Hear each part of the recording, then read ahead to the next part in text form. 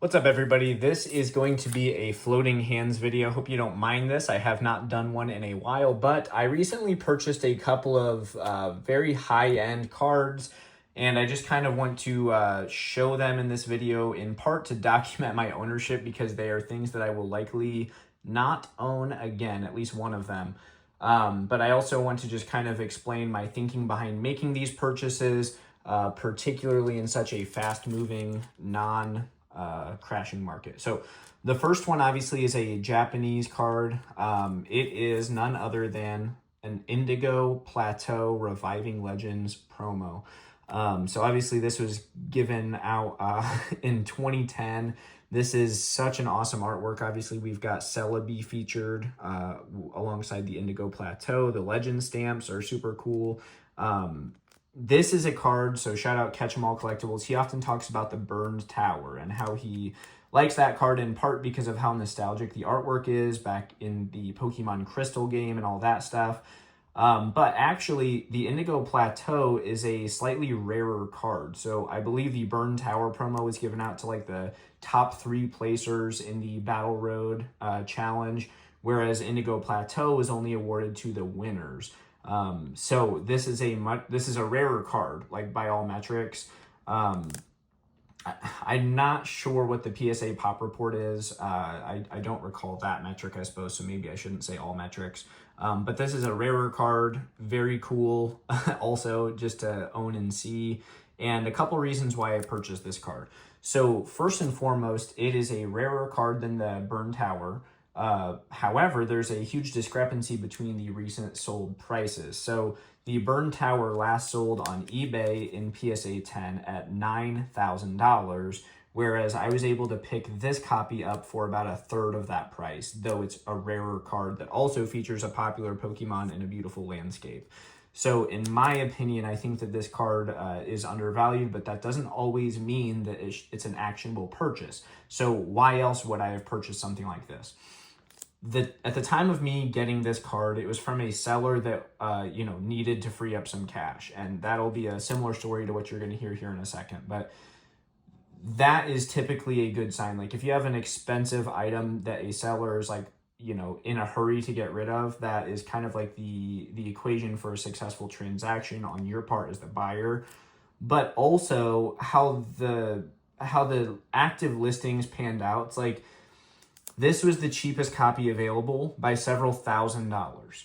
So I believe that another copy ended up selling for a similar price to what I paid for this one shortly after. But like the lowest listed available copy at the time of me recording this video now is like $6,500.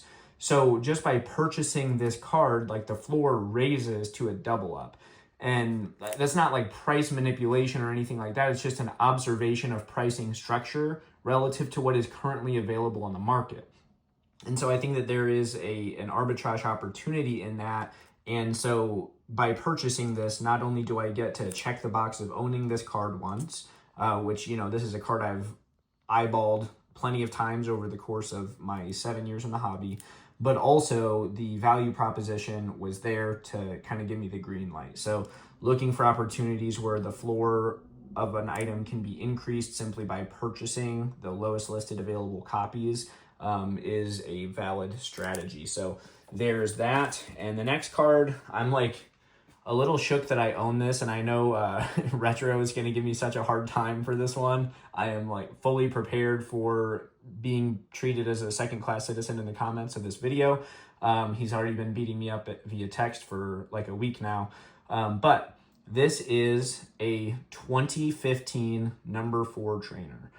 This is a World's Trophy card, obviously. There are only 6 copies given out, 3 age divisions in the World Championships at the time. So 3 for the trading card game and then another 3 for the video game. There were not trophy cards awarded for, any of the other side games or whatever at Worlds at this time. And the grade is a 7.5. So let's talk about that. When you think about a 7.5, typically, like the card I just showed you over here is a 10. So undeniably highest grade you can achieve at PSA, that's good. PSA 10, good. Typically a 7 or a 7.5 is bad, right? That's a low grade. It's not a double-digit grade, so why would you want that? Well, specifically as it relates to 2015, the top pop at PSA is a 7. They've graded either 4 of the 6 copies or 5 of the 6 copies, and it's 7s, a 6, and an authentic.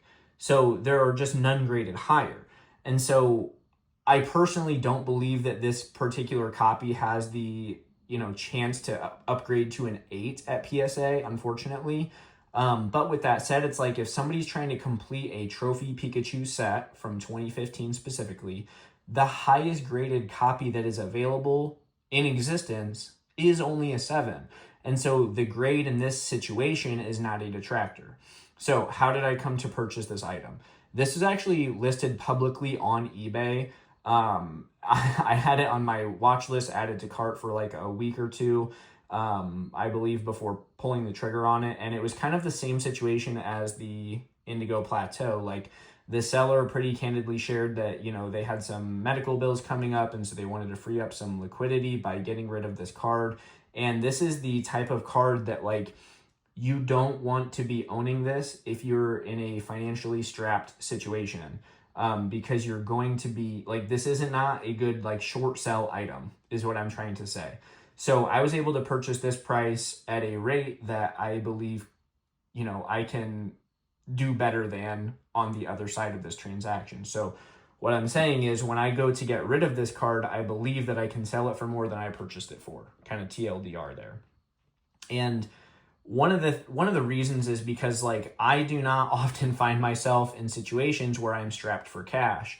Also, it's like patience is a good thing with this type of thing, because specifically what we've seen over the last several months is a flood of World's trophies hitting the market. Now, some collector, presumably, who I will not speculate on the identity of, massively dumped a bunch of English World stuff. Okay, so World's trophies.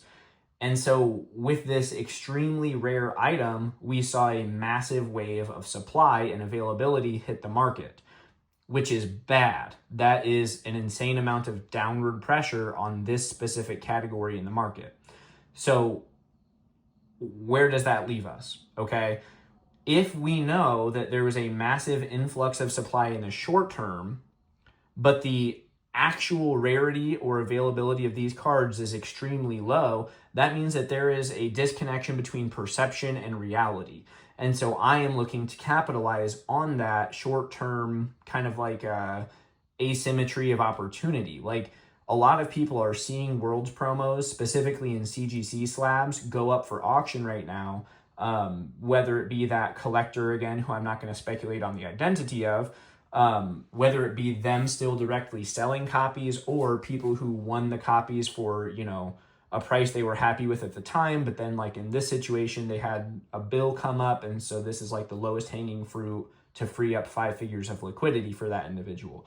So right now, it's like we're still in this weird consolidation phase where cards like this are still being transient in ownership between people who can afford them and people who can't responsibly afford them. And so it's like a weird thing for me, right? Because frankly, I spent a 5-figure amount on this card, which is a lot of money, no matter who you are, no matter what you're doing, it's a ton, right? But on some undefined time horizon, I think a card like this has an upside potential that completely justifies the acquisition.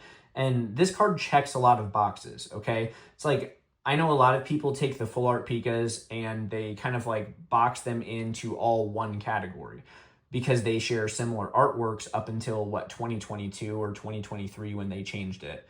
But the reality of the situation is like there are different years as well as different eras of Pokemon printing. So pretty clearly you can see that this is an XY era card, because if you've ever handled an XY era full art trainer, this is the layout of that card. The number 1 through 4 trainers that came out in the Sun and Moon era look different than this one from the X and Y era, right? And same with Sword and Shield. Like, they all have their own unique layout that was akin to the era from which they were released. Furthermore, people who collect this type of card tends to like to put together the same year sets. if a collector is looking to complete a number 1 through 4 trainer set from 2015, the highest graded copy they're going to have available from PSA is a 7. Mine is a 7.5. Now, I'm not going to go out so far as to say that like the 0.5 makes it superior in pricing to the PSA 7. I generally think that trophies in PSA slabs are superior to trophies in CGC slabs. However, the appeal for a submitter is CGC is not going to upcharge you for grading a card like this. Whereas if I sent this card to PSA to get reholdered, it will be like $1,000. And it just is what it is. Like, so that is why, grading these types of cards with CGC is so appealing to people at face value, because again, it's like, you could have paid $50 to get this put in plastic at CGC versus $1,000 at PSA. Higher if it grades better, if it's a higher place or whatever. Like, there's some wiggle room there.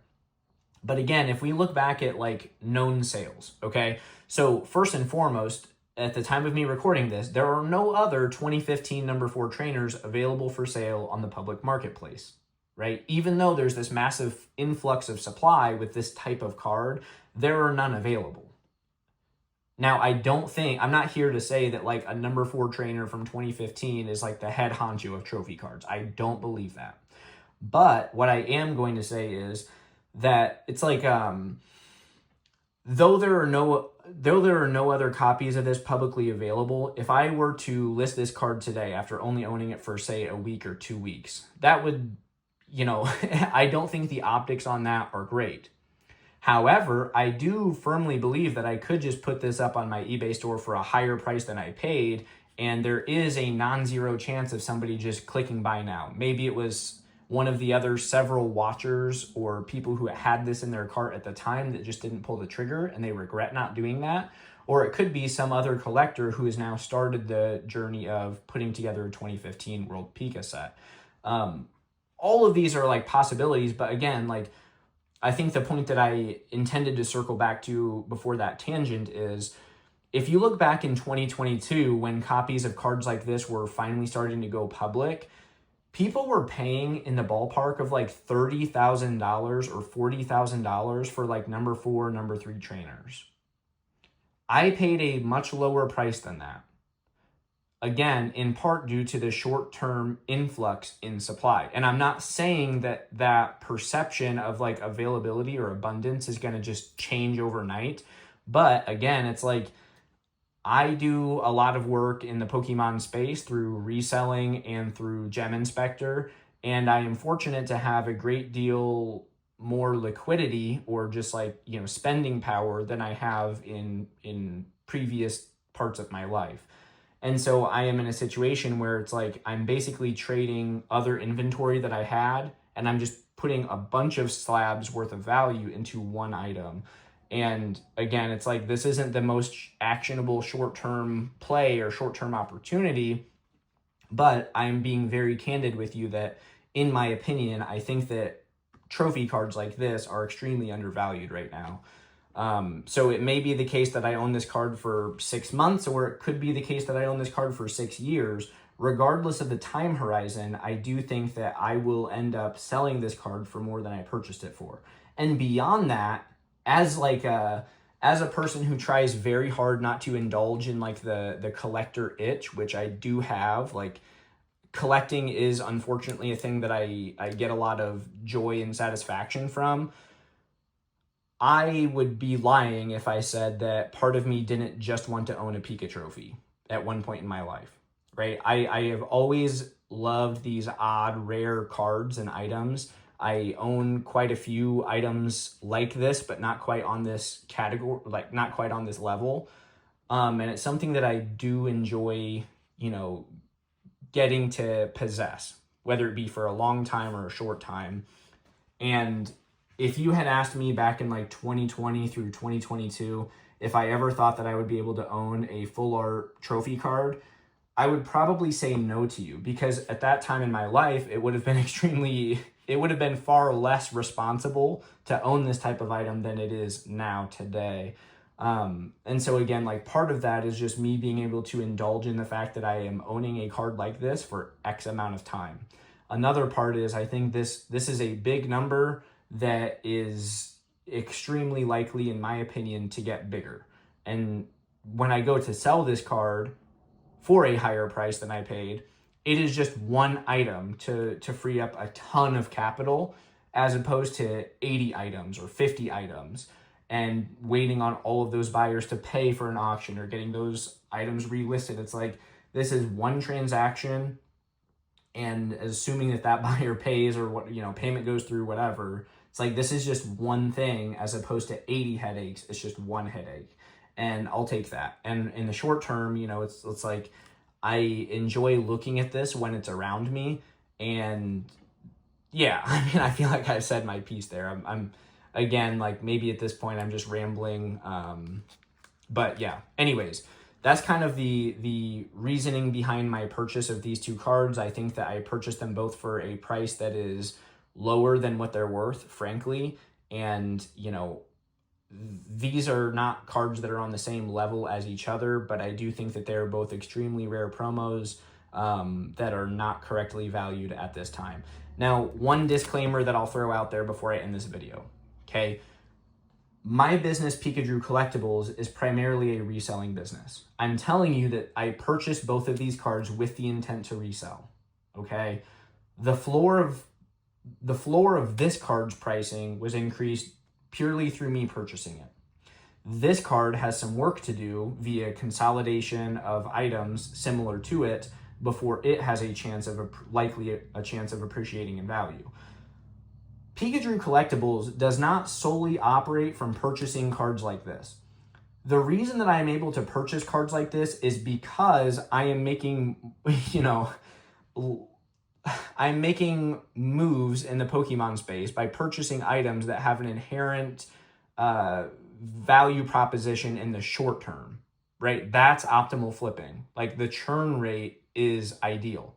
Owning solely cards like this is not ideal in my opinion, because again, it's like the time horizon, like, just because I purchased the lowest listed available copy of this card and there's only like 4 others available for sale, this could sell quicker or it couldn't. And as I explained to you, I could own this card for 6 months or 6 years. And the classic thing when people talk about like Pokemon investing is, oh, I'm just going to hold for 5 to 10 years. Well, that is a long damn time. I've been in the space for 7 years. And I'm telling you that the things that I was doing and thinking about in the space are not the same as what I'm doing now. Like, I'm not, the types of items and cards that I thought were cool back then are way different than what I think are cool now, largely, like, aside from stuff like this.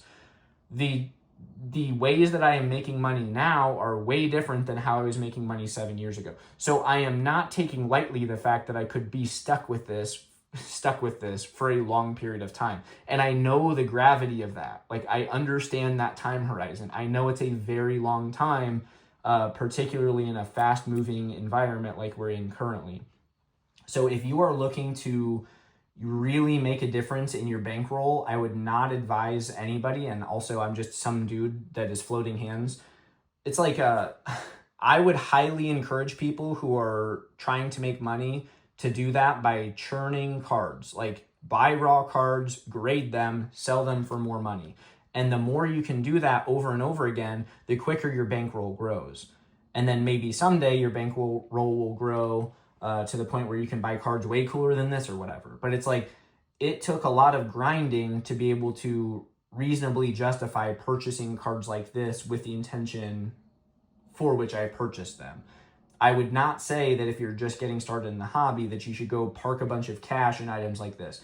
And what's similar for me in this type of situation is also sealed product. Like, when I first got into the hobby, I owned a bunch of sealed boxes. You know, I was big into like the Japanese equivalent of Tag Team, Tag Bolt. I had a ton of Evolutions booster boxes, Evolving Skies, like all kinds of crazy stuff. The Japanese Unified Mindset, Miracle Twin. Like, I owned a bunch of booster boxes and I was going to hold them because I saw the upside potential due to the structure of those sets and the cards in them.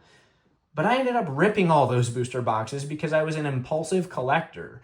And so, you know, stuff like that gets a little bit dicey. And so my general advice to anybody would be like, really understand yourself, understand your ability to wait, understand the limitations of your own capital and your ability to spend, and also understand your level of impulsivity. Really take a look at the whole picture here before you would even consider purchasing something like this. Because the case could very easily be made that like the 5 figures of value that you're seeing here on the table could be better spent in something more actionable right now in the short term, and I could turn that money into way more money. But as I described 2 videos ago, I'm actively trying to reduce the amount of time that I spend specifically interfacing with reselling via my own 2 hands. Like, I am trying to put a lot of attention into Gem Inspector because it is working, and I want to provide the best quality service to the customers that I have, and then also, grow the amount of, grow the customer base that I am working with as well. And so that is kind of like, that's my big project right now. I am continuing to resell items, but I'm doing that primarily through consignment services right now. And I don't hate the idea of, while I'm doing all that in the background, having these kind of like passively sitting by, waiting for the opportunity to offload. And this card could end up going to Z&G Emporium for like a buy it now listing. And I think the odds of it selling for a higher price than I paid for it in the short term by doing that is relatively high. This card, I don't know yet. We'll see. But anyways, those are the 2 items that I bought. I will give you just one last good look at them before I end the video. It's always kind of tough to say how good an item looks when you're looking at it through the camera, but there it is.